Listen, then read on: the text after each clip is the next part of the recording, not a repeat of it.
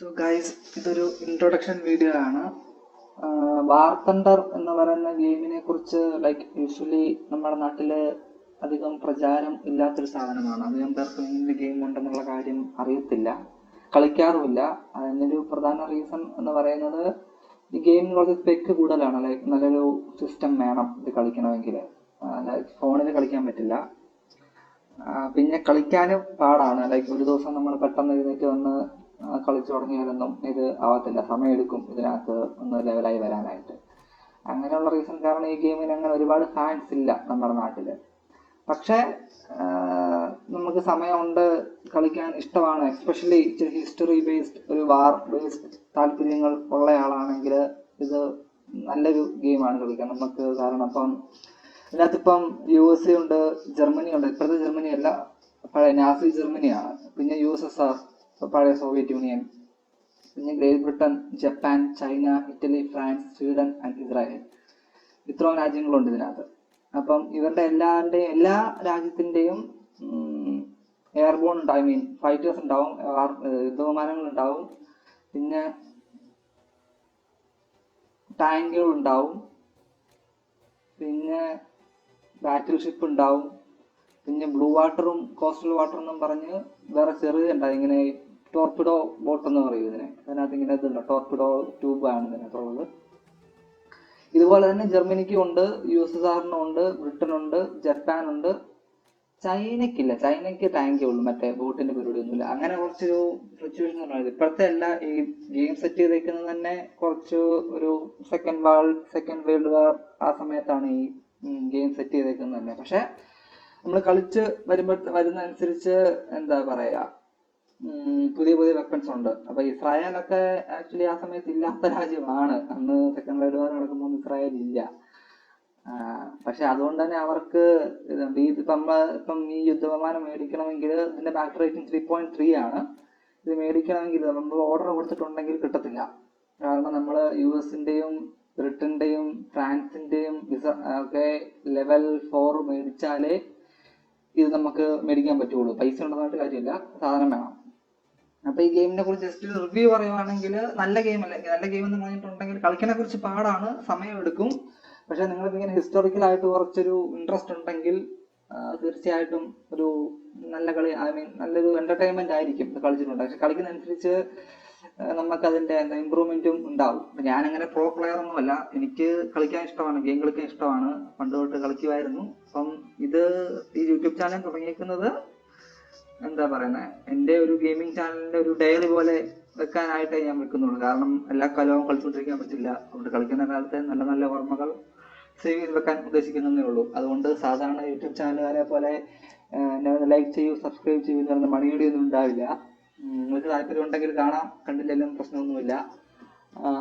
കാരണം ഞാൻ കാണുന്ന വീഡിയോക്ക് മൊത്തം ഞാൻ ലൈക്ക് അടിക്കാറില്ല, സബ്സ്ക്രൈബ് ചെയ്യാറില്ല. എനിക്ക് ഇഷ്ടപ്പെട്ടാലേ സബ്സ്ക്രൈബ് ചെയ്യാറുള്ളൂ, ഇഷ്ടപ്പെട്ടാൽ ലൈക്ക് ചെയ്യാറുള്ളൂ. അതുകൊണ്ട് അങ്ങനെ തെണ്ടാനൊന്നും പറ്റില്ല. നിങ്ങൾക്ക് താല്പര്യം ഉണ്ടെങ്കിൽ കാണുക. റിപ്പോർട്ട് അടിക്കാനുള്ള സാധനം എൻ്റെ ഇല്ല, ഡിസ്ലൈക്ക് അടിച്ചോ, അതിന് പ്രശ്നമൊന്നുമില്ല. അപ്പം ഇനിയിപ്പോൾ ഇതിനകത്ത് ജസ്റ്റ് ഒന്ന് ബ്രീഫായിട്ട് പറഞ്ഞു പോവാം ഇതിനെ കുറിച്ച്. അപ്പം തുടക്കം നമ്മൾ മിക്കവാറും നമ്മൾ ഗെയിം നിങ്ങൾ കളിച്ച് തുടങ്ങുന്ന ആളാണെങ്കിൽ ഇത്ര ഓപ്ഷൻസ് നിങ്ങളുടെ ഉണ്ട്. ഗെയിം തുടങ്ങുമ്പം ഈ എല്ലാ രാജ്യങ്ങളും നിങ്ങളുടെ ഓപ്ഷൻസ് ഉണ്ട്. ഇപ്പം ഒരു എക്സാമ്പിൾ കാണിക്കുകയാണ്, ജപ്പാൻ കണ്ടോ. ജപ്പാൻ നമ്മൾ തുടങ്ങുമ്പം 1 റേറ്റിംഗിലുള്ള ഫൈറ്റേഴ്സ് അവൈലബിൾ ആണ്. ഇത് നമ്മൾ ഗെയിം കളിച്ച് തുടങ്ങുമ്പം എല്ലാ രാജ്യങ്ങൾക്കും ഇങ്ങനെ 1 റേറ്റിംഗുള്ള യുദ്ധവിമാനം നമുക്ക് തരും. അത് തന്നിട്ടുണ്ടാവും, ഡിഫോൾട്ട് ആയിട്ട് ഉണ്ടാവും. അപ്പൊ ആദ്യം നമ്മൾ തുടങ്ങുമ്പോൾ നമുക്ക് സംശയം തോന്നും, US തുടങ്ങണോ, ജർമ്മനി എടുക്കണോ, ജപ്പാൻ. ഇന്ത്യ ഇല്ല എങ്ങനെ പോയാലും, അതുകൊണ്ട് നമുക്ക് ഇന്ത്യ ഫൈറ്റേഴ്സുമായിട്ട് പോകാൻ പറ്റില്ല. പിന്നെ ബാക്കിയുള്ള ഓപ്ഷൻസ് നമുക്ക് എടുക്കാൻ പറ്റുള്ളൂ. അപ്പം യൂഷ്വലി നമ്മുടെ നാട്ടിലെ രീതിക്കാണെങ്കിൽ എല്ലാവരും US-ന്റെ ഫൈറ്റേഴ്സുമായിട്ട് പോകും. കാരണം ഇന്നിപ്പോൾ ലോകത്ത് ഏറ്റവും കൂടുതൽ പവർഫുൾ ആയിട്ടുള്ള ഫൈറ്റർ വിമാനങ്ങൾ ഉണ്ടാക്കുന്ന രാജ്യം എന്ന് പറയുന്നത് USA ആണ്. അതുകൊണ്ട് ഓട്ടോമാറ്റിക്കായിട്ട് നമ്മൾ US-ലോട്ട് പോകും. അപ്പം ഞാനും തുടങ്ങിയത് US-ലായിരുന്നു. അപ്പം ഇതിനകത്ത് ആദ്യം ഈ വിമാനമൊക്കെ ആയിരുന്നു ഞാൻ ഇത് കിട്ടിക്കൊണ്ടിരുന്നത്, PS-21 എന്നൊക്കെ പറയുന്നത്. പക്ഷേ എന്താ പറയുന്നത്, US വിമാനം ആ കാലം, അതായത് സെക്കൻഡ് വേൾഡ് വാറിന്റെ സമയത്ത് US വിമാനം അത്രയ്ക്ക് എഫക്റ്റീവ് ആയിരുന്നില്ല. ജർമ്മൻ ഫൈറ്റേഴ്സുമായിട്ട് കമ്പയർ ചെയ്യുമ്പോൾ US ഫൈറ്റേഴ്സ് അത്ര പവർഫുൾ ആയിരുന്നില്ല. നമ്മളെ ജർമ്മൻ ഫൈറ്റേഴ്സ് അത് എനിക്ക് മനസ്സിലായത് ഞാൻ കുറെ കളിച്ചു കഴിഞ്ഞു. ഞാനിതിപ്പോ നമ്മൾ കളിക്കുന്ന അനുസരിച്ച് നമ്മൾ ഇപ്പൊ ഒരു കളിച്ച് ചെയ്തിട്ടുണ്ട്, റിസർച്ച് നടക്കുന്നുണ്ട് ഇവിടെ. റിസർച്ച് ബാർ എന്ന് പറഞ്ഞു, ഇതാണ് റിസർച്ച് ബാർ എന്ന് പറഞ്ഞ് ഈ 2900 റിസർച്ച് പോയിന്റ് നമ്മൾ ഉണ്ടാക്കണം. ഈ റിസർച്ച് പോയിന്റ് നമുക്ക് ഉണ്ടാക്കുന്ന ഗെയിം കളിക്കുമ്പോൾ നമുക്ക് റിസർച്ച് പോയിന്റ് കിട്ടുന്നത്. അത് വെച്ച് ഗെയിം റിസർച്ച് ചെയ്ത് കഴിഞ്ഞ ഗെയിമല്ല, ഈ വിമാനം റിസർച്ച് ചെയ്ത് കഴിഞ്ഞാൽ നമുക്കത് പിന്നെ മേടിക്കാൻ പറ്റുള്ളൂ. അപ്പോൾ അപ്പൊ ആദ്യം ഞാൻ ഇതായിരുന്നു കളിച്ചുകൊണ്ടിരുന്നത്, മൊത്തം US ഫൈറ്റേഴ്സ് വെച്ചിട്ട്. അതുകൊണ്ട് എനിക്ക് ഇത്രയും വരെ ലെവൽ റാങ്ക് 2 ഇവിടം വരെ ഏറെക്കുറെ എല്ലാ വിമാനങ്ങളും ഞാൻ പർച്ചേസ് ചെയ്തിട്ടില്ല. ഓൾമോസ്റ്റ് എല്ലാം പർച്ചേസ് ചെയ്തിട്ടുണ്ട്. പക്ഷെ അങ്ങനെ റിസർച്ചിൽ ഏറെക്കുറെ കഴിഞ്ഞതാണ് എല്ലാത്തിൻ്റെയും. പക്ഷെ അത് കഴിഞ്ഞ് ഈ ലെവൽ 2 എത്തുമ്പം ഈ ജർമ്മൻ ഫൈറ്റേഴ്സ് വരുമ്പോഴത്തേക്ക് നമുക്ക് ഒരു തരത്തിലും പിടിച്ചു നിൽക്കാൻ പറ്റില്ല. അതായത് ഗെയിം കളിക്കുമ്പം ജർമ്മൻ ഫൈറ്റേഴ്സ് ഭയങ്കര പവർഫുള്ളാണ്. അത് നമ്മൾ ഹിസ്റ്ററി നോക്കുവാണെങ്കിൽ, ഞാൻ ഇച്ചിരി ഹിസ്റ്ററി വായിക്കുന്ന ആളാണ്, അതുകൊണ്ടാണ് ഞാൻ ഹിസ്റ്ററി ബേസ് ചെയ്ത് പറയുന്നത്. അപ്പൊ ഹിസ്റ്ററി വായിക്കുവാണെങ്കിൽ നമുക്ക് മനസ്സിലാവും. ഹിറ്റ്ലർ എന്ന് പറയുന്നത് ആള് തെണ്ടിയായിരുന്നു, ചെറ്റയായിരുന്നു എന്ന് പറഞ്ഞാലും പുള്ളിയുടെ ഈ ഒരു രീതി, അത് ഇപ്പോഴും നമ്മൾ ഒരു മിഷൻ മേടിക്കാൻ പോകുമ്പോൾ ആ മിഷന്റെ പുറത്ത് മെയ്ഡ് ഇൻ ജർമ്മനി എന്ന് പറയുമ്പോൾ കിട്ടുന്ന ഇമ്പാക്റ്റും മെയ്ഡ് ഇൻ അമേരിക്ക എന്ന് പറയുമ്പോൾ കിട്ടുന്ന ഇമ്പാക്റ്റും രണ്ടാണ്. അത് മാത്രം നിങ്ങളൊന്ന് ആലോചിച്ചാൽ മതി. ഈ ഫൈറ്റേഴ്സിന്റെ കാര്യം നമുക്ക് പെട്ടെന്ന് കണക്ട് ചെയ്യാൻ പറ്റും. അതായത് ആ സമയത്ത് ജർമ്മൻ ഫൈറ്റേഴ്സ് എന്ന് പറയുന്നത് ഭയങ്കര അഡ്വാൻസ്ഡ് ആയിരുന്നു. നമുക്കറിയാം, ആദ്യത്തെ ജെറ്റ് വിമാനം തന്നെ കണ്ടുപിടിച്ചത് ജർമ്മൻ നാസിക്കാരായിരുന്നു. അത് കഴിഞ്ഞിട്ടാണ് അമേരിക്കക്കാരും റഷ്യക്കാരും ഒക്കെ കണ്ടുപിടിച്ചത്. അതുകൊണ്ട് ആ ഒരു എന്താ പറയുക, ലെവൽ വ്യത്യാസം ഗെയിമിനകത്തും വരുന്നുണ്ട്. അതായത് ലെവൽ 2 ലെവൽ 1 ലെവൽ 2 അത് വരുന്നുണ്ട്. ജർമ്മൻ ഫൈറ്റേഴ്സ് വരുമ്പോഴത്തേക്കും സ്പീഡ് കൂടുതലായിരിക്കും, ഗണ്ണിന് പവർ കൂടുതലായിരിക്കും, അങ്ങനെ പെട്ടപ്പെട്ടാണെന്ന് നമുക്ക് ഇതായി പോകും. അമേരിക്കൻ ഫൈറ്റേഴ്സ് അത് പറഞ്ഞിട്ടും കാര്യമില്ല. അത് കഴിഞ്ഞാണ് അപ്പൊ അങ്ങനെ ഒരു എഫക്റ്റ് വന്ന് തുടങ്ങിയ ശേഷമായിരുന്നു ഞാൻ ജർമ്മൻ ഫൈറ്റേഴ്സ് കളിച്ചു തുടങ്ങിയത്. പക്ഷെ ജർമ്മൻ ഫൈറ്റേഴ്സ് ഒരു ലെവൽ കഴിയുമ്പം പിന്നെ അത് എന്താ പറയുന്നത്, ഞാൻ അങ്ങനെ പ്രോ പ്ലെയർ ഒന്നും അല്ല. ഞാൻ എന്റെ ചാനലിൽ പറഞ്ഞിട്ടുണ്ട്, എന്റെ പേര് തന്നെ അതാണ്. അപ്പൊ ഞാൻ ലെവൽ 2 കഴിഞ്ഞ് ലെവൽ 3 അധികം കയറിയിട്ടില്ല, ഒരു രാജ്യത്തിനും കയറിയിട്ടില്ല. ജർമ്മനിയുടെ 1-2 റിസർച്ച് നടക്കുന്നതേ ഉള്ളൂ, ഞാൻ മേടിച്ചിട്ടില്ല. ഇത് മേടിച്ചായിരുന്നു ബോംബർ, അതിന്റെ കഥ ഞാൻ വേറെ പറയാം കേട്ടോ. ബോംബർ വന്ന് കോമഡിയാ. പിന്നെ USSRനെ ഞാൻ തുടങ്ങിയിട്ടില്ല. എന്തോ USSR എനിക്ക് വലിയ താല്പര്യമില്ല, അതുകൊണ്ട് ഞാൻ തുടങ്ങിയിട്ടില്ല. ബ്രിട്ടനും ഞാൻ തുടങ്ങിയിട്ടില്ല. ബ്രിട്ടൻ ആദ്യത്തേതൊക്കെ ആദ്യം വെറുതെ കിട്ടുന്ന സാധനങ്ങളേ ഉള്ളൂ, അല്ലാണ്ട് റിസർച്ച് ആയിട്ടുണ്ട്. ഒന്നാമത്തെ ഇത് ബാറ്റിൽ റേറ്റിംഗ് എന്ന് പറയും. ഇതിന്റെ ഇവിടെ 1 എഴുതിയിരിക്കുന്ന ബാറ്റിൽ റേറ്റിംഗ് എന്ന് പറയും. അത് റാങ്ക് 1 ഉള്ളതിനാണ് ബാറ്റിൽ റേറ്റിംഗ് വരുന്നത്. അപ്പൊ നമ്മുടെ കയ്യിൽ നമ്മുടെ കയ്യിലുള്ള വിമാനത്തിന്റെ ബാറ്റിൽ റേറ്റിംഗ് ബേസ് ചെയ്താണ് നമ്മൾ കളിക്കുന്ന ഈ ഗെയിം കളിക്കുമ്പം ഇത് കണ്ടോ, എയർ ആക്രൈഡ് ബാറ്റിൽസിനകത്ത് ബാറ്റിൽ റേറ്റിംഗ് 1.3. അതായത് നമ്മുടെ ഏറ്റവും 1.3 ഫൈറ്റർ നമ്മുടെ എൻ്റെ കയ്യിൽ 1.3 ഉണ്ട്. അതുകൊണ്ടാണ് ഞാൻ 1.3 ബാറ്റിൽ റേറ്റിംഗ് വരുന്നത്. ജപ്പാന്റെയും ഞാൻ വിമാനങ്ങളൊന്നും അങ്ങനെ ടെസ്റ്റ് ചെയ്തിട്ടില്ല, എല്ലാം കയ്യിരിക്കുന്നേ ഉള്ളൂ. ചൈന അങ്ങനെ തന്നെ,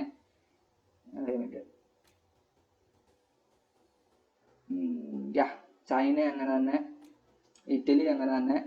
ഫ്രാൻസ് എടുത്തു. ഞാൻ ഫ്രാൻസ് എടുക്കാൻ കാരണം ഇത് ഇവന്മാർ സ്റ്റാർട്ടിങ്ങിൽ ലെവൽ 3 എന്ന് പറഞ്ഞിരുന്നല്ലോ, ഞാൻ ആദ്യം കാണിച്ചായിരുന്നല്ലോ. ഇത് 3.3 നമ്മുടെ ആദ്യത്തെ തുടങ്ങുന്നത്.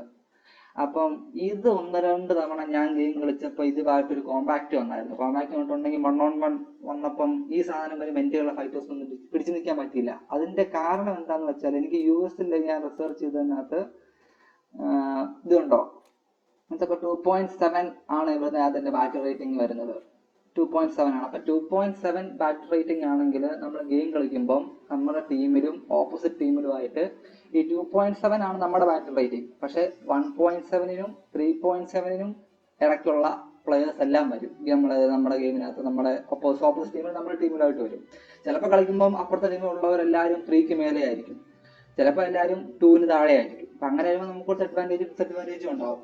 അതുകൊണ്ട് ഞാൻ അധികം 3ക്ക് മേലോട്ട് ഞാൻ പോലും, കാരണം 3ക്ക് മേലോട്ട് നമ്മൾ പോകുമ്പോഴത്തേക്കും നമ്മുടെ ഓപ്പോസിറ്റ് വരുന്നത് 4 ഉള്ളവനാണ്. അപ്പൊ 4 ഉള്ളവന്മാരായിട്ട് വരുമ്പോഴത്തേക്കും ഒന്നും ചെയ്യാൻ പറ്റില്ല, കാരണം അവരുടെ നമ്മളതിനേക്കാൾ സ്പീഡ് കാണുന്നത്. അതായത് ഈ സെക്കൻഡ് വേൾഡ് വാർ, കോൾഡ് വാർ സമയത്ത് ഇത് കഴിഞ്ഞ് അങ്ങോട്ട് പോകുന്നതിനകത്തെല്ലാം എല്ലാ രാജ്യത്തിനും അഡ്വാൻസ്മെന്റ് കൂടുതലാണ്. അപ്പൊ നമ്മളിപ്പോ ഒരു വിമാനം മേടിച്ചു കഴിഞ്ഞാലും അത് കഴിഞ്ഞ് നമുക്കത് മോഡിഫിക്കേഷൻ ചെയ്യാൻ പറ്റും. ഇതുണ്ടോ, മോഡിഫിക്കേഷൻ ചെയ്യുമ്പോൾ നമ്മൾ തുടക്കത്തിൽ ഡിഫോൾട്ട് ആയിരിക്കും.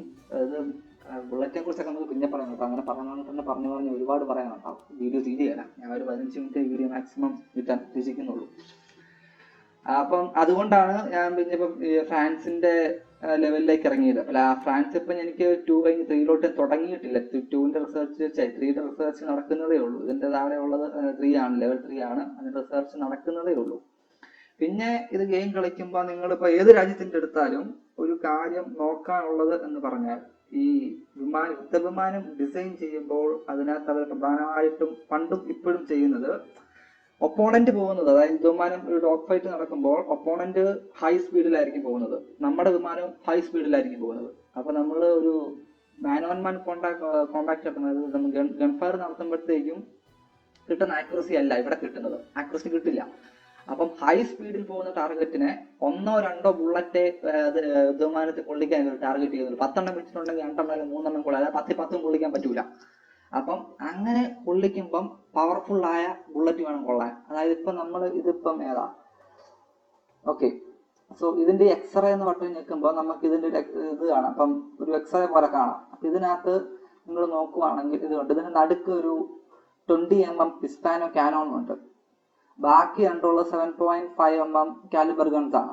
അപ്പം ഇതിന് മൊത്തത്തിൽ 3 ഗണ്ണാണ്.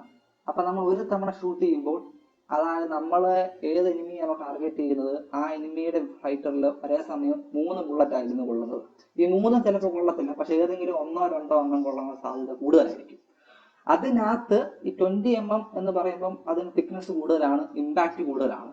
ചിലപ്പോൾ 7.5 രണ്ടും ചിലപ്പോൾ കൂടുതലായിരിക്കും. 20 mm കറക്റ്റ് ആയിട്ട് എഞ്ചിനിലോ വിങ്ങിലോ കൊള്ളുന്നെങ്കിൽ ചിലപ്പോൾ അതങ്ങ് പൊട്ടിപ്പോയിരിക്കും. അത് ഒറ്റ ഷോട്ട് ചിലപ്പോൾ ആൾ ടെക്ക് ഡൗൺ ആയിരിക്കും. അപ്പം പവർഫുൾ ആയിട്ടുള്ള ഗൺസ്, അതായത് കാനോൺസ്, അല്ലെങ്കിൽ ഒരേ സമയം ഫയർ റേറ്റിംഗ് കൂടുതലായിരിക്കണം.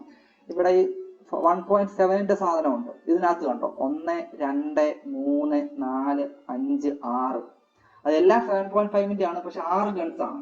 അപ്പോൾ ഒരേ സമയം 6 ബുള്ളറ്റ് ആണ് ഒരു ടാർഗറ്റ് കൊള്ളുന്നത്, ടാർഗറ്റ് കൊള്ളാൻ നമ്മൾ ടാർഗറ്റ് ചെയ്യുന്നത്. അപ്പൊ അതിനകത്ത് 4-3 കൊണ്ടാലും മതി, മൊത്തം കൊള്ളണമെന്നില്ല.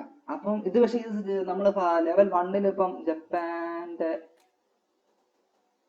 ഇതിനകത്ത് ഇപ്പം 2 ഉള്ളൂ. അപ്പം ഇതിപ്പോ നമ്മൾ ഷൂട്ട് ചെയ്യുമ്പോഴത്തേക്കും ഹിറ്റ് ചെയ്യാനുള്ള ആക്യുറസി ചാൻസസ് കുറവായിരിക്കും. പിന്നെ 7.7 ആണ് ഇതിന്റെ MM, പക്ഷേ 7.7 ആണെങ്കിലും 2 കൊള്ളുന്നതും 8 കൊള്ളുന്നതും വ്യത്യാസമുണ്ട്. അപ്പൊ നമ്മളത് ഗെയിം തുടങ്ങുമ്പോൾ നമ്മൾ റിസർച്ച് ചെയ്ത് പോകുമ്പോൾ ഇത് ഈ ഒരു മൈൻഡ് സെറ്റിൽ വേണം നമ്മൾ റിസർച്ച് ചെയ്ത് പോകാനായിട്ട്. അതായത് നമുക്ക് അടുത്ത വിമാനം നോക്കുമ്പം സ്പീഡും ബാക്കി കാര്യങ്ങളൊക്കെ ഗുഡ്, പക്ഷെ അതിനേക്കാളും കൂടുതലായിട്ട് നമ്മുടെ ഈ ഫയറിംഗ് റേറ്റ് ആണ് വേണ്ടത്. അല്ലാണ്ട് നല്ല സ്പീഡ് ഉണ്ട് നല്ല മാനുവറബിലിറ്റി ഉണ്ടെന്ന് പറഞ്ഞിട്ട് കാര്യമില്ല. ഈ ഗൺ സപ്പോർട്ട് കാര്യമായിട്ടില്ലെങ്കിൽ പറഞ്ഞിട്ട് കാര്യമില്ല, നടപടി ആവില്ല. ഇത് അതിന്റെ ബോംബറാണ്. ആ ബോംബറിനെ കുറിച്ചും ഞാൻ പിന്നീട് പറയാം. പിന്നെ ഇപ്പൊ US ആണെങ്കിലും ഇവിടെ ഒരു സാധനം ഈ സാധനം കണ്ടോ, ഇതിപ്പോ ഇതിന് ബാറ്ററി 2.7 ആണ്. അപ്പൊ ഇത് 12.7 mm ബ്രൗണിംഗ് മെഷീൻ ഗണ്ണാണ്. ഇതിപ്പം എല്ലാം കൂടെ ഇതിനകത്തുള്ളത് എണ്ണി നോക്കിയിട്ട് 1, 2, 3, 4, 4 8 2 10 എണ്ണമാണ് ഈ ചങ്ങാതിയുടെ ഇരിക്കുന്നത്. ഇത് 2 അഡീഷണൽ ആണ് കേട്ടോ, കാണിച്ചു തരാം. ഈ 2 വിമാനത്തിനോട് ഉള്ളതല്ല, നമ്മൾ എക്സ്ട്രാ ഫിറ്റ് ചെയ്യുന്നതാ. അതായത് നമ്മളിപ്പം ഇതിന്റെ മോഡിഫിക്കേഷനിൽ ചെല്ലുമ്പോൾ ഇതുണ്ടോ, ബ്രൗണിംഗ് മെഷീൻ ഗണ്ണാണ്. ഇത് നമുക്ക് ഇവിടെ മാറ്റാം. ഇത് മാറ്റിലാണ് അവിടെ നമുക്ക് ബോംബ് കൊണ്ടുപോവാം. അപ്പം ബോംബിന് പകരമാണ് ഞാൻ ഇവിടെ ഈ ഫൈറ്ററിന് ഞാൻ ഗണ്ണ് എല്ലാ ഫൈറ്റേഴ്സിനും ഇങ്ങനെ എക്സ്ട്രാ മിഷൻ ഗൺ വെക്കാനുള്ള ഫെസിലിറ്റി ഉണ്ടാവില്ല. അത് നമ്മൾ റിസർച്ച് ചെയ്ത് തന്നെ നമ്മൾ കൂടുതൽ വിമാനം മേടിച്ച് നമ്മൾ യൂസ് ചെയ്യുന്നതിന് നമുക്ക് റിസർച്ച് പോയിന്റ് കിട്ടും. ആ പോയിന്റ് ബേസ് ചെയ്താണ് നമ്മൾ ഈ മിഷൻ ഗൺ. ഇപ്പം നമ്മൾ ഇതിന് നോക്കുവാണെങ്കിൽ ഇതിന് ബോംബേ ഉള്ളൂ. നമ്മളിപ്പം മോഡിഫിക്കേഷനിൽ ചെന്നാലും അവിടെ എക്സ്ട്രാ ഇതില്ല, 2 ബോംബ് വയ്ക്കാനുള്ള കപ്പാസിറ്റി മാത്രമേ ഈ ഫൈറ്ററിനുള്ളൂ. അപ്പൊ അത് US നേവിക്ക് എന്താ പറയുന്നത്, US നേവിക്കും എയർപ്ലെയിൻ വാർപ്ലെയിൻസ് ഉണ്ട്, US എയർഫോഴ്സിന് വേറെ ഉണ്ട്. നമ്മൾ ഇതിനകത്ത് കളിക്കുമ്പോൾ 2 കൂടെ കയറി വരുന്നുണ്ട്. അപ്പൊ അതിന്റെ വേറെ കുറച്ച് ഘടകങ്ങളുണ്ട്, അതും വേറെ ഭാഗം, അത് അധികം ആലോചിക്കണ്ട. അപ്പം ഇതിന്റെ പ്രശ്നം ഇതിലും ഉണ്ട്. നമ്മൾ എക്സ്റേ എടുത്ത് അപ്പൊ എല്ലാം എക്സ്റേ എടുത്ത് നോക്കുമ്പോഴത്തേക്ക് ഇതുണ്ട്. ഇതിന്റെ നടുക്ക് തന്നെ ഒരു 20 mm കാനോണാണ് ഉള്ളത്. അത് കഴിഞ്ഞുള്ളത് 12.7, പിന്നെ ഇവിടെ ഉള്ളത് 7.6. അപ്പൊ ഇതിനും 2, 4, 6, 1, 7 ഗൺസ് ഉണ്ട് എല്ലാം കൂടെ ഇൻബിൽട്ട് ആയിട്ട് തന്നെ. അപ്പൊ ഇതും ഭയങ്കര പവർഫുൾ ആയിരിക്കും. പവർഫുൾ എന്ന് പറഞ്ഞിട്ടുണ്ടെങ്കിൽ ഈ പവർഫുൾ ആയി ഈ കാനോൺസിന്റെ പ്രശ്നം ഇതിനകത്ത് ഇതുണ്ട്. ഇവിടെ നമ്മൾ നോക്കുവാണെങ്കിൽ അതിന്റെ ആമോ 60 ഉള്ളൂ. 60 ബുള്ളറ്റ് പിന്നെ റീഫില്ലാവും, സമയം എടുക്കും പിന്നെ റീലോഡായി വരാനായിട്ട്. പക്ഷെ അതേസമയം ഇതിന് 4000 ബുള്ളറ്റാണ് കിടക്കുന്നത്. 4000 ബുള്ളറ്റിന് അത് റീഫിൽ ആയിക്കോളും ഗെയിമിനകത്ത്, അത് പ്രശ്നമൊന്നുമില്ല. പക്ഷെ സമയം എടുക്കും. ഇപ്പൊ കാനോൺസ് റീലോഡ് ചെയ്യാൻ ഒരുപാട് സമയം എടുക്കും.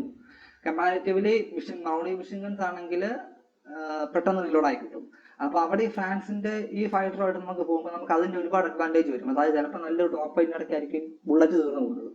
അന്നേരം നമ്മളിങ്ങനെ ബിങ്കസ് ചെയ്യാൻ നിൽക്കും. ആ സമയം കൊണ്ട് പിന്നെ അപ്പം അവൻ തിരിച്ചടിക്കാൻ തുടങ്ങും. നമ്മുടെ ബുള്ളറ്റ് തീർന്നു, പുറകെ വരുന്നവൻ ടൈലൻഡിൽ വരുന്നവൻ സീറോസിൽ വരുന്നവൻ ഫയർ ചെയ്യുന്നില്ല എന്ന് കാണുമ്പം ഫ്രണ്ടിൽ പോകുന്നവന് മനസ്സിലാവും അവന്റെ ബുള്ളറ്റ് തീർന്നതാണ്. കാരണം മിക്കവാറും ഫയർ ബാക്ക് എൻഡ് വരുമ്പോഴാണ് ഇവന്മാരെ വെടിവെച്ചിടുന്നത്. ബാക്ക് എൻഡ് വരുന്ന വെടിവെക്ക് തന്നെ അതിന്റെ അർത്ഥം അവന്റെ ബുള്ളറ്റ് തീർന്നിട്ടാണ് ഓടുന്നത്. അപ്പൊ തന്നെ അവർ നേരെ യൂട്ടേൺ എടുക്കും, അല്ലെങ്കിൽ ഫ്ലിപ്പ് അടിക്കും, എന്നിട്ട് നമ്മൾ ഷൂട്ട് ചെയ്യും. അപ്പം അതുകൊണ്ട് ഈ ഗൺ എന്താ പറയുക, റീലോഡിങ് റേറ്റ് ഫാസ്റ്റ് ആവുന്ന വിമാനം നമ്മൾ സെലക്ട് ചെയ്യുമ്പോൾ സെലക്ട് ചെയ്യണം. മേടിക്കുമ്പോൾ അല്ലെങ്കിൽ റിസർച്ച് പോകുമ്പോൾ അതും ഒരു മൈൻഡ് സെറ്റ് വെച്ച് റിസർച്ച് ചെയ്യണം. അപ്പൊ എൻ്റെ ഒരു പേഴ്സണൽ ഒപ്പീനിയനിൽ നിങ്ങൾ ആദ്യമായിട്ട് കളിച്ചു തുടങ്ങുന്ന ഒരാളാണെങ്കിൽ start with Germany or USSR. USSRന്റെയും നല്ല ഫൈറ്റേഴ്സ് ആണ് പൊതുവെ. കാരണം ഞാൻ കളിക്കുമ്പം മിക്കവാറും സമയങ്ങളിൽ എന്നെ വെടിവെച്ചിടുന്നത് USSRന്റെ പൈലറ്റ് എന്നല്ല പ്ലെയേഴ്സ് ആയിരിക്കും. ആ വിമാനം ഉപയോഗിക്കുന്നവരായിരിക്കും. അത് എന്തുകൊണ്ടാണെന്ന് എനിക്കറിയത്തില്ല. അതുകൊണ്ട് തന്നെ എനിക്ക് സാധനം ഇഷ്ടമില്ല. കാരണം ഒരു കാര്യമില്ല, അവന്മാർ എവിടുന്നൊക്കെ ഈ ഇതുമാതിരി തുമ്പി പോലത്തെ സാധനമായിരിക്കും വരുന്നത്. പക്ഷെ പുറകുന്ന 2 വെടി 3 വെടി ആള് കളയും. അപ്പൊ എൻ്റെ ഒരു ഒപ്പീനിയൻ പറയുകയാണെങ്കിൽ നിങ്ങൾ ജർമ്മനി വെച്ച് സ്റ്റാർട്ട് ചെയ്യുവാണെങ്കിൽ തുടക്കത്തിൽ തന്നെ നല്ല അഡ്വാൻറ്റേജ് ഉണ്ടാവും. പിന്നെ USSRും ഇറ്റ്സ് ഗുഡ്, അല്ലെങ്കിൽ US ഈ ആദ്യത്തെ 3 ബെസ്റ്റ് ആണ്. ഇപ്പൊ നമുക്ക് എല്ലാവർക്കും അറിയാവുന്ന ബെസ്റ്റ് ആണ്. പക്ഷെ അതിനകത്ത് എൻ്റെ ഒരു ഒപ്പീനിയൻ പറയുവാണെങ്കിൽ you can start with Germany. പഴയ നാസി ജർമ്മനിയാണ് ഫൈറ്റേഴ്സ് വെച്ച് തുടങ്ങുവാണെങ്കിൽ ഇറ്റ് ഗുഡ് ഓപ്ഷൻ. കാരണം ഇതിന്റെ ഫൈറ്റേഴ്സ് എന്ന് പറഞ്ഞിട്ടുണ്ടെങ്കിൽ തന്നെ ആദ്യത്തെ ഈ ലെവലിലോട്ട് വരുമ്പോൾ തന്നെ നല്ല ഫൈറ്റേഴ്സ് നമുക്ക് കിട്ടും. അപ്പൊ നമ്മൾ ആ ഗെയിമിനകത്ത് ആ ഫൈറ്റേഴ്സ് എല്ലാം മാക്സിമം നമ്മൾ അപ്ഗ്രേഡ് ചെയ്ത് ഗെയിംസുമായിട്ട് വന്ന് കഴിയുമ്പോഴത്തേക്കും അതിൽ എന്താ പറയുക, നമുക്ക് ഭയങ്കര സെക്യൂരിറ്റി ഉണ്ടാവും ആ ലെവലിലെ ഗെയിം കളിക്കുമ്പോൾ. പിന്നെ ഈ ബാറ്റിൽ റേറ്റിംഗ് കൂടുന്നതനുസരിച്ച് ഒരുപാട് പ്രോ പ്ലേയേഴ്സ് വരും. അവന്മാരായിട്ട് പിടിച്ചു നിൽക്കുന്ന വലിയ പാടാണ്. അതുകൊണ്ടാണ് ഞാൻ എല്ലാം ഇപ്പോഴും 2.73 തന്നെ നിൽക്കുന്നത്. കാരണം ഈ ലെവൽ കയറുന്നതനുസരിച്ച് നമുക്ക് അങ്ങോട്ട് നിൽക്കാൻ പറ്റൂല. കാരണം ഇറങ്ങുമ്പോൾ എവിടെ നിന്നൊക്കെ വെട്ടി വരുന്നതെന്ന് പറയാൻ പറ്റില്ല. പട്ടാന്നിട്ട് പൊട്ടിക്കും. പിന്നെ ഇപ്പം ഞാനിപ്പോ എന്റെ ലെവൽ ഇപ്പൊ 12 ആയിട്ടേ ഉള്ളൂ. ഞാൻ ഫൈറ്റേഴ്സ് എയർബോൺ മാത്രമേ ഇപ്പം ഞാൻ കളിക്കുന്നുള്ളൂ. ഞാൻ മറ്റേ ലാൻഡ് എന്താ പറയുന്നത് ടാങ്ക് വാറോ അല്ലെങ്കിൽ എന്താ പറയുന്നത് ഫൈറ്റേഴ്സ് ഷിപ്പിന്റെ കളിച്ചിട്ടുണ്ട്, കുഴപ്പമില്ല. പക്ഷെ ഷിപ്പിന്റെ എനിക്ക് വേറെ ഉണ്ടായിരുന്നു, മോഡേൺ വാർഷിപ്പ് എന്ന് പറയുന്ന ഗെയിം പ്ലേ ഉണ്ടായിരുന്നു എനിക്ക് ഫോണിൽ തന്നെ. അത് എളുപ്പമായിരുന്നു. എളുപ്പം നല്ല അധികം കുറെ കാലം കളിച്ചതാണ്. അതുകൊണ്ട് എനിക്ക് ഇതിനോട് വലിയ അധിനിവേശമില്ല. പിന്നെ ബാറ്റിൽ ടാങ്ക് അങ്ങനെ വേറെ ഗെയിം ഞാൻ കളിച്ചിട്ടുണ്ടായിരുന്നു മൊബൈലിൽ തന്നെ. അപ്പൊ അതുകൊണ്ട് ബാറ്റിൽ ടാങ്കിനോടും വലിയ ബാറ്റിൽ ടാങ്കിനകത്തും അതുകൊണ്ട് ബാറ്റിൽ ടാങ്ക് ഞാൻ കളിച്ചിട്ടില്ല. ഞാൻ ഇതിനകത്ത് വാർ തണ്ടർ ഞാൻ കൂടുതലും കളിക്കുന്നത് എയർബോൺ ഇതിന് വേണ്ടിയിട്ടാണ്. പിന്നെ ഇത് മൊത്തത്തില് ഞാനത് പോയൊന്നും അല്ല, ജസ്റ്റ് ഇപ്പൊ ഞാനിപ്പം നമ്മളിപ്പോ യൂട്യൂബിലാണെങ്കിലും അവിടെ കയറുമ്പോഴും ഇതിനെക്കുറിച്ച് മലയാളികളാരും ഒന്നും സംസാരിക്കാറില്ല. അപ്പൊ ഇത് അറിയാൻ വയ്യാത്തതുകൊണ്ടാണോ, അത് തുടക്കത്തിൽ കളിക്കുമ്പോൾ ഇതൊന്നും കിട്ടൂല കേട്ടോ. അതുകൂടെ ഞാൻ പറഞ്ഞേട്ടെ. അതായത് നമ്മളിത് ആദ്യത്തെ 1-2 റൗണ്ട് ഇത് കളിക്കുമ്പോൾ നമ്മൾ ഇറങ്ങുമ്പോൾ നമ്മൾ വിമാനം അങ്ങോട്ടാണോ പറക്കുന്നത് ഇങ്ങോട്ടാണോ പറക്കുന്നത്, എയിം എങ്ങനെ ചെയ്യണ്ടേ, സൂം എങ്ങനെ ചെയ്യണ്ടേ, എങ്ങനെ എപ്പോഴാണ് ഉന്നം വെക്കണ്ടേ, ഇങ്ങനെയുള്ള ഒരു കാര്യവും നമുക്ക് മനസ്സിലാകത്തില്ല. അന്നേരം പെട്ടെന്ന് മടുക്കും നമ്മൾ. അതായത് ഒരു ദിവസം 2 ദിവസം 3 ദിവസം കളിച്ചാലൊന്നും അങ്ങ് ശരിയാകില്ല. അപ്പൊ അതുകൊണ്ട് നമ്മൾ പെട്ടെന്ന് അങ്ങനെ ഇട്ട് മടുത്തിട്ട് പോകുന്നതാണോ അതോ ഇങ്ങനെ ഒരു ഗെയിം ഉണ്ടെന്നുള്ള കാര്യം മലയാളികൾക്ക് അറിയാൻ വയ്യാത്തതുകൊണ്ടാണോ എന്താണെന്ന് അറിയത്തില്ല. അങ്ങനെ വരും സംഭവം അങ്ങനെ അത് ആരും ഉപയോഗിക്കാറില്ല. അതോ ഇതിന്റെ സിസ്റ്റം റിക്വയർമെന്റ് ഉള്ളതുകൊണ്ടാണോ ഒന്നും അറിയത്തില്ല. ഇത് ഞാൻ പറയാൻ കാരണം എനിക്ക് ഇതിനകത്ത് കളിക്കുമ്പം ഞാൻ കാണാറുണ്ട് ഓപ്പോസിറ്റ്. ഇപ്പം ഞാൻ വെറുതെ റാണ്ടമായിട്ട് ഏതെങ്കിലുമൊക്കെ എവിടെയെങ്കിലും കൂടാറുള്ളൂ. അല്ലാണ്ട് ഒരു ഗ്രൂപ്പായിട്ട് ഇതുവരെ സ്ക്വാഡിൽ ഞാൻ ഇതുവരെ കളിച്ചിട്ടില്ല. അപ്പൊ നിങ്ങൾ ആരെങ്കിലും ഇത് കളിക്കുന്നവരാണെങ്കിൽ താഴെ കമന്റ് ചെയ്യുവാണെങ്കിൽ ഒരു സ്ക്വാഡിൽ കളിക്കാൻ എനിക്ക് താല്പര്യമുണ്ട്, നിങ്ങൾക്ക് ഇൻട്രസ്റ്റ് ഉണ്ടെങ്കിൽ. ഇനി അതല്ല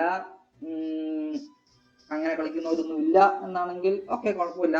നിങ്ങൾക്ക് ഇതിനകത്ത് എന്തെങ്കിലും കളിച്ച് ഇൻട്രസ്റ്റ് വരുവാണെങ്കിൽ ഞാനൊന്നും കളി തുടരുന്നുണ്ടെങ്കിൽ നമുക്ക് അവിടെ വെച്ച് കാണാം. സോ ഇത്രേ ഉള്ളൂ ഇതിന്റെ ഒരു ജനറൽ ആയിട്ടൊരു എന്താ ഒരു ഇൻട്രൊഡക്ഷൻ അല്ലെങ്കിൽ ഒരു റിവ്യൂ എന്ന് പറയുന്നത്. പിന്നെ ഓവറോൾ പറഞ്ഞിട്ടുണ്ടെങ്കിൽ നല്ല ഗെയിമാണ്. It's good entertainment. നമുക്ക് ഒരു ആദ്യം കളിക്കുമ്പോൾ കുറച്ച് പാടാണെന്നേ ഉള്ളൂ. പക്ഷെ അത് കഴിഞ്ഞ് ഇറ്റ് വിൽ ടേക്ക് നമ്മൾ പിക്കപ്പ് ആവും. പ്രാക്ടീസിനനുസരിച്ച് നമുക്കിത് മനസ്സിലാവും. അതാണ് കാരണം. ഇതിപ്പം ശരിക്കും ഇതിനകത്ത് ഒരുപാട് റിയൽ ലൈഫ് എലമെന്റ്സ് ഉണ്ട്. റിയൽ ലൈഫ് എലമെന്റ്സ് എന്ന് പറഞ്ഞിട്ടുണ്ടെങ്കിൽ നമ്മൾ ശരിക്കും ഒരു ഫൈറ്റർ ഒരു കോമ്പാക്റ്റിനകത്ത് എങ്ങനെയാണോ അത് പെർഫോം ചെയ്യുന്നത്, അതുപോലെ തന്നെ അതിന്റെ തന്നെ ആ ഒരു ഡൈനാമിക്സ് എയറോഡൈനാമിക്സ് ഒക്കെ അവർ ഇതിനകത്തും നല്ലപോലെ ഇൻകോർപ്പറേറ്റ് ചെയ്തിട്ടുണ്ട്.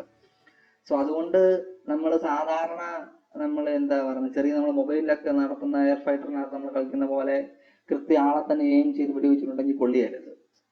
അങ്ങനെ അങ്ങനെയാണ്, അതായത് ഓടുന്ന പട്ടിക്ക് ഒഴിമുഴം മുമ്പേ എറിയുക എന്ന് പറയുന്ന പോലെ വെടിവെച്ചാൽ ഇതിനകത്ത് വിമാനത്തെ കൊള്ളുക. കാരണം റിയൽ ലൈഫിൽ അങ്ങനെയാണ്. ഇപ്പൊ ഒരു ഫാസ്റ്റ് ആയിട്ട് മൂവ് ചെയ്യുന്ന ഒരു യുദ്ധവിമാനത്തെ പുറകെ വരുന്ന ഒരു ഫൈറ്റർ എയിം ചെയ്യുമ്പോഴത്തേക്കും കൃത്യം അതിന് എയിം ചെയ്തിട്ടുണ്ട് കൊള്ളുകയില്ല. കാരണം ബുള്ളറ്റ് അവിടെ ചെല്ലുന്ന സമയം കൊണ്ട് ഇത് അവിടുന്ന് മാറും.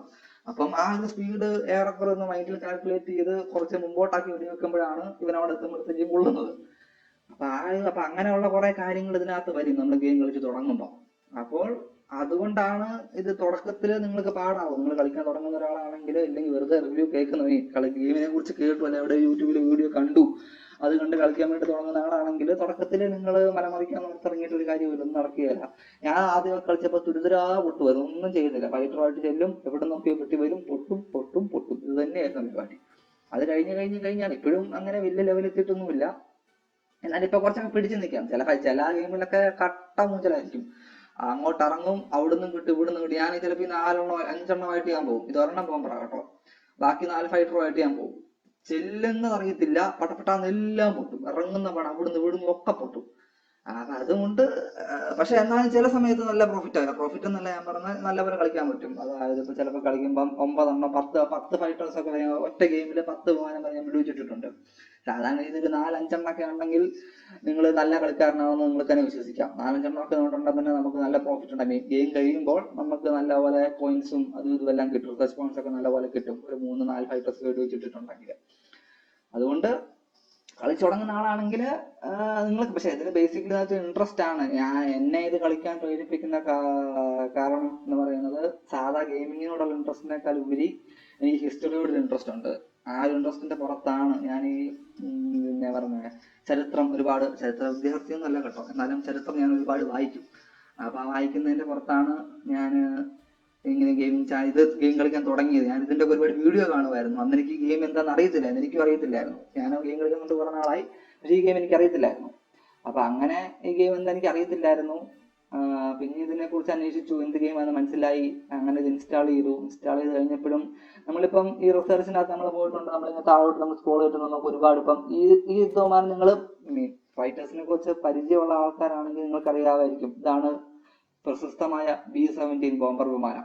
അതായത് അമേരിക്കക്കാര് സെക്കൻഡ് വേൾഡ് വാറിൽ ജർമ്മനി മുഴുവനും ബോംബിടാൻ ഉപയോഗിച്ചത് B-17 ആയിരുന്നു. ഇഷ്ടം പോലെ അവന്മാർ കൊണ്ടിറക്കിയതിനകത്ത് നല്ലൊരു ശതമാനവും നാസിക്കാർ വെടിവെച്ചിടുകയും ചെയ്തു. പക്ഷെ എന്നാലും ഇത് അത്രയ്ക്ക് ഫേമസ് ആണ് ഈ സാധനം. ഇതിപ്പോഴും ഇതിന്റെ ഇരിക്കുന്ന സാധനങ്ങൾ, അതായത് അന്ന് ഉണ്ടാക്കിയതിന് ഇപ്പോഴും അവർ മ്യൂസിയമായിട്ട് അമേരിക്ക അവരിപ്പോഴും സൂക്ഷിക്കുന്നുണ്ട് ഈ സാധനമൊക്കെ. അപ്പൊ അതുകൊണ്ട് തന്നെ ഇതിനോടൊക്കെ തനിക്കൊരു താല്പര്യമുണ്ട്. ഞാൻ ഇതിന്റെ ചരിത്രം വായിക്കാറുണ്ട്. അപ്പൊ ഇതിനകത്ത് ഇതൊക്കെ കാണുമ്പോൾ എനിക്ക് പിന്നെ കളിക്കാൻ തോന്നും. ഇതിന്റെ എക്സ്ട്രാ നോക്കിയിട്ടുണ്ടെങ്കിൽ വലിയ ക്രൂ ആണ് ഇതിനകത്ത് വേണ്ടത്. 2 വെല്ലിയിൽ 2 ഫൈറ്റേഴ്സ് ഉണ്ടാവും, മേളിലുണ്ടാവും, ടൈലിൻ്റിലുണ്ടാവും, പിന്നെ ടോപ്പ് എൻഡിൽ ഉണ്ടാവും, ഇവിടെ ഫ്രണ്ട് എൻഡിൽ ഉണ്ടാവും, പിന്നെ 2 പൈലറ്റ് ഉണ്ടാവും. അങ്ങനെ പിന്നെ സെക്കൻഡറി വെപ്പൺസ് എന്ന് പറഞ്ഞാലും ഹെവി ബോംബിംഗ് കപ്പാസിറ്റി ആണ്. ഇതുണ്ട് 4000 LPയുടെ ബോംബാണ് ഒറ്റ ട്രിപ്പിൽ ഇടുന്നത്.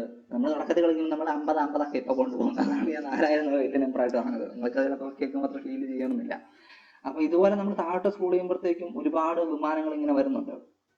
ഇതുണ്ട് ഇപ്പോഴത്തെ ലേറ്റസ്റ്റ് ആയിട്ടുള്ള അമേരിക്കയുടെ F-15 ഫൈറ്റേഴ്സ് ആണ്. എക്സ്ട്രാ എല്ലാം കളിക്കും. അപ്പൊ ഇതുവരെ ഒന്നും എത്തിയിട്ടില്ല. ഇതിന്റെ ഒക്കെ ബാറ്റിൽ റേറ്റിംഗ് എത്രയാ? 14 ആണ്. ഞാൻ നിൽക്കുന്ന 2-ലാ. അപ്പൊ ഈ ലെവലൊക്കെ എന്നെത്തുമെന്ന് എനിക്ക് അത്ര നാളൊന്നും കളിക്കുമെന്ന് പോലും എനിക്ക് അറിയത്തില്ല. അപ്പൊ ഇത് ഞാൻ അങ്ങനെ കളിച്ചിട്ടില്ല. പക്ഷെ എന്നാലും കാണുമ്പം ഒരു രസമാണ്. കാരണം എനിക്ക് ഈ വിമാനങ്ങളെ കുറിച്ചൊക്കെ എനിക്ക് മൊത്തത്തിൽ താല്പര്യമുള്ള സബ്ജക്റ്റ് ആയതുകൊണ്ട് ഇതെനിക്ക് താല്പര്യ വിഷയമാണ്. അപ്പൊ അതുകൊണ്ട് ഇതിനകത്ത് എന്താ പറയുന്നത്, ഇങ്ങനെയുള്ള സംഗതികൾ, അതുകൊണ്ട് അതാണ് എന്റെ പ്രധാനമായിട്ടൊരു ഇൻട്രസ്റ്റ് എന്ന് പറയുന്നത്. അപ്പൊ ആ ഇൻട്രസ്റ്റിന്റെ പുറത്ത് ആണ് ഞാൻ ഇതിലിരുന്ന് കളിക്കുന്നത്. അപ്പൊ അങ്ങനെ ഇൻട്രസ്റ്റ് ഉള്ള ആൾക്കാരാണെങ്കിൽ നിങ്ങൾക്ക് ഇത് നല്ലൊരു ഗെയിം ആയിരിക്കും. കളിക്കാനും കുറച്ച് അങ്ങനെ ഒരുപാട് മനസ്സിലാക്കി മലമറിക്കാനൊന്നുമില്ല, എന്നാലും ഒരു ഇൻട്രസ്റ്റിംഗ് ആയിട്ടുള്ള സബ്ജക്റ്റ് ആണ്. പിന്നെ ഇത് പ്രീമിയം വെഹിക്കിൾസ് എന്ന് വേറെണ്ണമുണ്ട്. ഇത് നമ്മളെ മൊത്തത്തെ ഏതാണ്ട് പൈസ പോകുന്നത് പാടാം. അതുകൊണ്ട് ഞാൻ ഇതിനകത്ത് ശ്രദ്ധിക്കാറില്ല. പക്ഷെ ഇത് നമുക്ക് ടെസ്റ്റ് ഫ്ലൈറ്റിന് കിട്ടും കേട്ടോ. ഇത് നമ്മൾ ഇവിടെ റിസർച്ച് ചെയ്ത് നമുക്ക് ടെസ്റ്റ് ഫ്ലൈറ്റ് എന്ന് പറഞ്ഞൊരു ഓപ്ഷൻ ഉണ്ടാവുള്ളൂ. ഇതിന് പക്ഷേ നമ്മൾ ഓൾറെഡി ടെസ്റ്റ് ഫ്ലൈറ്റ് എന്ന ഓപ്ഷൻ ഉണ്ട്. ടെസ്റ്റ് ഫ്ലൈറ്റിന്റെ പേര് നമുക്ക് പറത്ത് നോക്കാം. ഇപ്പം ഞാൻ പറത്തി കാണിക്കുന്നതിനാണ്, പിന്നെ എപ്പോഴേലും പറത്താം. ഇത് F-40 എന്ന് പറയുന്ന വേറെ ഒരു ഫൈറ്റർ തന്നെയാണ് അമേരിക്കൻ. അപ്പൊ ഇതുപോലെ ഈ ലേറ്റസ്റ്റ് ആയിട്ടുള്ള ഫൈറ്റേഴ്സ് അമേരിക്കയ്ക്ക് മാത്രമല്ല, ഈ റഷ്യക്കും USSRനും എല്ലാത്തിന്റെയും ലേറ്റസ്റ്റ് ആയിട്ടുള്ള ഫൈറ്റേഴ്സ് അവര് ഇതിനകത്ത് ഇപ്പോഴും. ഇപ്പൊ നമ്മള് ബ്രിട്ടന്റെ ആണെങ്കിലും ഇതല്ലേ, മിഗ് എല്ലാം ബ്രിട്ടന്റെ കയ്യിലും അവർ കാണിക്കുന്നുണ്ട്. ടൊറാണ്ടോ, ഫാൻറ്റം, ഹണ്ടർ, ലൈറ്റനിങ്, ഇതൊക്കെ എന്താ പറയുന്നത് ഇതിനകത്തുണ്ട്. സോ അങ്ങനെ നമുക്കൊരു നമുക്ക് കളിച്ചൊന്നും കിട്ടിയില്ലെങ്കിൽ ഇതിനകത്ത് ഇൻട്രസ്റ്റ് ഉണ്ടെങ്കിൽ നമുക്ക് പിന്നെ കളിക്കാൻ തോന്നും. അപ്പൊ നിങ്ങൾ കളിച്ച് overall it's A good game without doubt നമുക്ക് പറയാം. പിന്നെ ഓൺലൈൻ ആണ്, ക്രാക്കിംഗ് ക്രീക്ക് ഒന്നുമില്ല, നമുക്ക് അങ്ങനെ വൈറസ് വരുമോ, ഫ്രീ ആണ്, കംപ്ലീറ്റ്ലി ഫ്രീ ആണ്. നമ്മൾ ഇൻസ്റ്റാൾ ചെയ്യുന്നതിന് ഒരു മെയിൽ ഐ ഡി മാത്രം ഉണ്ടാക്കിയാൽ മതി. മെയിൽ ഐ ഡി വെച്ച് അക്കൗണ്ട് ക്രിയേറ്റ് ചെയ്യുന്നു, അവന്മാരുടെ വെബ്സൈറ്റിൽ നിന്ന് ഡൗൺലോഡ് ലിങ്ക് ഡൗൺലോഡ് ചെയ്യുന്നു. പിന്നെ ഗ്രാഫിക്സ് കണ്ടന്റ് നമുക്ക് കുറയ്ക്കുകയും കൂട്ടുകയും ഒക്കെ ചെയ്യാം നമ്മുടെ സിസ്റ്റത്തിന്റെ സെറ്റിംഗ്സ് അനുസരിച്ച്. Okay, so that's all. പിന്നെ ഇപ്പൊ ഇത് ബേസിക്കലി ഞാൻ പറഞ്ഞ പോലെ ജസ്റ്റ് ഒരു യൂട്യൂബ് ചാനൽ തുടങ്ങിയതേ ഉള്ളൂ. എന്താ യൂട്യൂബ് ചാനൽ എന്ന് വിളിക്കാൻ എനിക്കൊരു താല്പര്യമൊന്നുമില്ല. ലൈക്ക് യൂട്യൂബ് ഡയറി അതേ ഉള്ളൂ. Okay, then bye, good day.